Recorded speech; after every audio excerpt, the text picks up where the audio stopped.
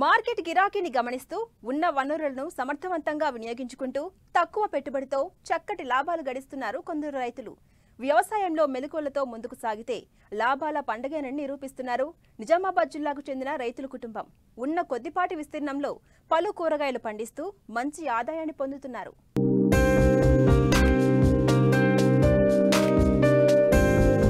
పరిమిత విస్తీర్ణంలో అధిక రాబడి పొందాలంటే కూరగాయలకు మించిన పంట లేదు. అందుకే నిజామాబాద్ జిల్లా వడ్డాపల్లి గ్రామానికి చెందిన కొందరు రైతులు పలు రకాల కూరగాయలను సాగు చేస్తున్నారు.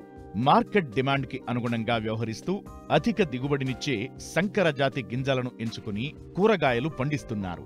వచ్చిన దిగుబడి నాణ్యత దెబ్బతినకుండా ప్యాకింగ్, రవాణాలో తగు జాగ్రత్తలు పాటించి గిరాకీ ఉన్న ప్రాంతాలకు ఎగుమతి చేస్తూ చక్కటి లాభాలు పొందుతున్నారు.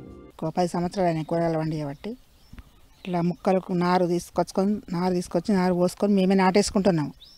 కానీ మాకు లాభం ఉన్నది. మాకు ఇక్కడ ఖర్చు కూడా 15-20 వేలు మిగులుతుంది. 10 పావు కిలో, 15 పావు కిలో పోతుంది. కూర బొబ్బర 20 రూపాయలకు పావు కిలో పోతుంది. కాకరకాయ 20 రూపాయలకు పావు కిలో పోతుంది. వంకాయ ఒక 20 గుంటలు అంత ఉంటుంది. కూర బొబ్బర 20 గుంటలు. అన్న బీరకాయలు, కాకరకాయ వేస్తాం, టమాటా పెడతాము. మామిడి తోట ఉన్నది.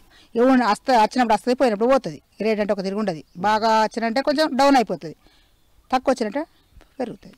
ఇక్కడ మేము దాదాపు ఒక 15 సంవత్సరాల నుంచి ఇవే కూరగాయలు పెట్టుకొని మా కుటుంబానికి ఆధారంగా వంకాయ, టమాటా, గోరుచిక్కుడు అన్ని రకాల కూరగాయలు పండించుకొని కుకుండి మార్కెట్ చేసుకొని మా కుటుంబానికి సరిపడేటట్టు ఇది చేసుకొని బతుకుతున్నాం. ఇక్కడ మాకంతా మంచిగానే ఉన్నది. ఇక్కడనైతే ఇప్పటికీ మాకు నెలసరి అంటే ఒక 18,000 నుంచి ఒక 20,000 దాకా ఆదాయం వస్తుంది బేట.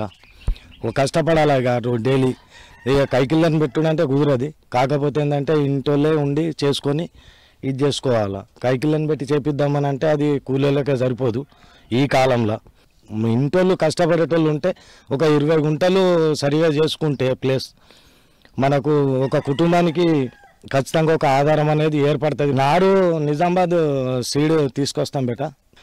వాళ్ళకు ఒకటే చెప్తా, నేను నాకు కాయ వచ్చిన తర్వాత మీ దగ్గరకు వస్తాను. నేను కాయ తీసుకొని ఒకవేళ ఖరాబ్ అయిందంటే మొత్తం కట్టేయాలని వానికి ముందే చెప్పి షాపులకు ముందే చెప్పి తీసుకొని వస్తా. తర్వాత నాకు తక్కువ రేటుకి అది ఇదని ఏం చేయం బేట. అక్కడ నారు ఇప్పుడు టమాటా కానీ వంకాయ కానీ మనము నారు పోసిన తర్వాత 90 రోజులు కావాలి బేట మనం కాయ దింపాలంటే. గోరుచిక్కుడు 45 రోజులు, బెండకాయ 45 రోజులు, ఈ కూర బొబ్బర 45 రోజులు, బీరకాయ 45 రోజులే. ఒక మిర్చి అండ్ టమాటా, వంకాయది ఒకటి ఏంటంటే మనకు 9 నెలలు దంపుతాం బేట.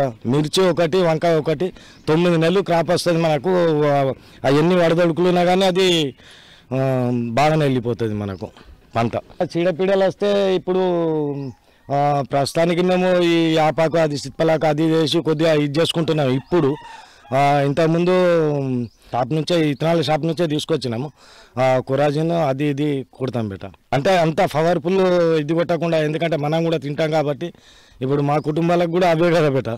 పొద్దున్న లేవగానే తీసుకొని తింటాం కాబట్టి అదే మేము వాడేది అది.